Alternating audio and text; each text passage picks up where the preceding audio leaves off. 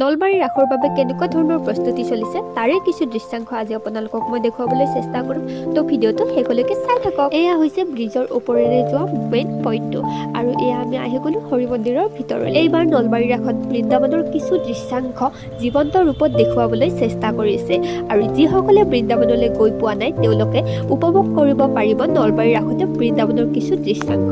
এতিয়ালৈও ইয়াৰে কাম সম্পূৰ্ণ হৈ অহাই নাই। ইয়াতে বৰ্তমান আমাৰ বিলুপ্ত হ'বলৈ ধৰা হলবান্দৰকে আদি কৰি বিভিন্ন ধৰণৰ পশু পক্ষী দেখুৱাবলৈকে চেষ্টা কৰিছে, আৰু সম্পূৰ্ণৰূপে বৃন্দাবনৰ এটি ৰূপ ইয়াতে দাঙি ধৰিবলৈ সম্পূৰ্ণৰূপে চেষ্টা কৰা হৈছে। বৃন্দাবনৰ লগতে ইয়াতে বিভিন্ন ধৰণৰ মূৰ্তিবোৰ আছে। কৃষ্ণৰ ৰাসলীলা সম্পূৰ্ণৰূপে দেখুৱাবলৈকে চেষ্টা কৰা হৈছে ইয়াত। এতিয়াও তাৰে কাম সম্পূৰ্ণৰূপে হৈ অহাই নাই, এতিয়াও তাৰ কাম চলি আছে। আৰু এইখনেই হৈছে ইয়াৰে মেইন মঞ্চখন।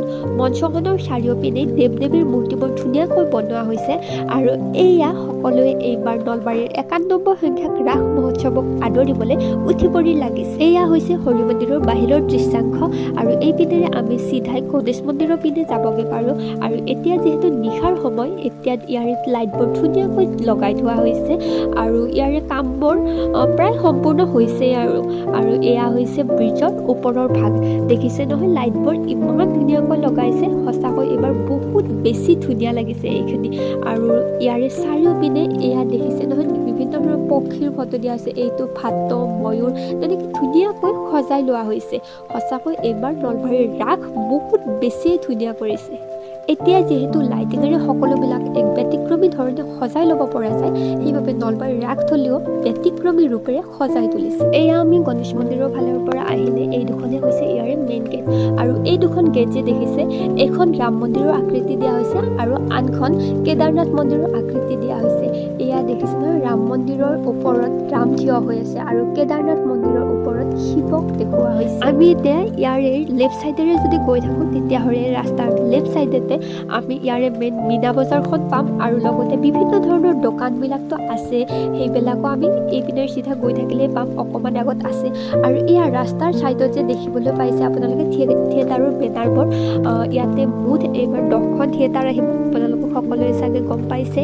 আৰু এইবাৰ ইয়াৰে আকৰ্ষণীয় কথাটো হৈছে যে আপোনালোকে ঘৰত বহি বহিয়ে ইয়াৰে টিকটসমূহ অনলাইন বুকিং কৰিব পাৰিব। আৰু মই ইয়াৰে QR কোডখন ভিডিঅ'টোৰ শেষত লগাই দিম বাৰু। আপোনালোকে যদি বিচাৰে তেতিয়াহ'লে ঘৰত বহি বহিয়ে টিকটসমূহ বুক কৰিব পাৰিব। পিছে নলবাৰীৰ ৰাস কিমান তাৰিখৰ পৰা হ'ব সেইটো আপোনালোকক মোৰ কোৱা হোৱাই নাই। 15 নৱেম্বৰৰ পৰা 27 নৱেম্বৰলৈকে 13 দিনীয়াকৈ নলবাৰীৰ ৰাসৰ আয়োজন কৰা হৈছে।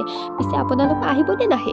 মই কিন্তু একেবাৰে ৰেডি হৈ আছোঁ দেই। 15 নৱেম্বৰত আৰম্ভণিৰ দিনাই ৰাসৰ ফিতা কাটিবলৈ আহিব ৰামায়ণত অভিনয় কৰা ৰাম, সীতা, ক্ষেত্ৰ, অৰেণ গভিল আৰু দীপিকা চিখলিয়া। এই গেটখন যে দেখিছে, গেটখনৰ লেফ্ট চাইডে গ'লে আপোনালোকে মীনা বজাৰখন পাব।